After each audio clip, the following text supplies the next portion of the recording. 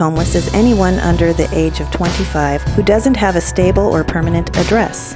We wanted to include the invisible homeless population, those who couch surf or stay in hotels but share the same challenges as those who sleep on the street or in shelters. I've lived in churches, I've lived in chicken shacks, I've lived in cars, I've lived on many carpets, many sofas.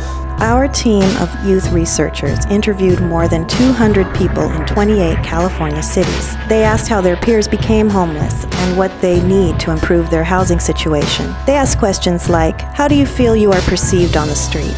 What do you need to stay mentally healthy? Who do you rely on when you need help?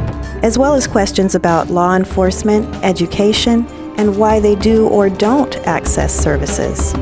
Once I got into foster care, I used to leave all the time. So I'll pretty much just go back out, be homeless again. Why? Because I can't sit in someone's house, like a group home or foster home, with somebody that I know don't care. It always boils down to the family, you know, like you end up in foster care because of the family. A home and food and clothing and all of those basic resources is mental health. Those things are an intervention in and of itself. I went downhill from there. Like I started prostituting and selling drugs. I knew this isn't what I wanted to do for the rest of my life. And by that time I just didn't know what to do. I didn't know how to get out of it. These young people aren't experimenting, they're self-medicating. Their trauma histories are long and severe and intense, and they're doing the best they can do just to get through that day. I ended up having to do sex work, which was something that had went on with a lot of my friends in Hollywood who were going through their transition, and it was very common, you know? And I cannot do that sober. Ask anyone why they started using meth, and it was because I was victimized on Thursday night when I was sleeping, and I didn't want to be victimized again on Friday, so I stayed up, and the only way that I knew how to do that was to use. I was working at Citibank. I had a bank account with Washington Mutual.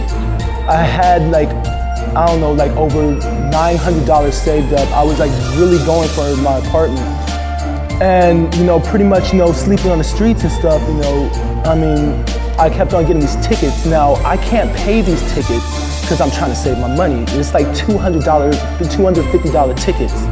Now, the courts, they decided to send it to collections. And the collection, they start meddling in all your stuff and find out where all your money is.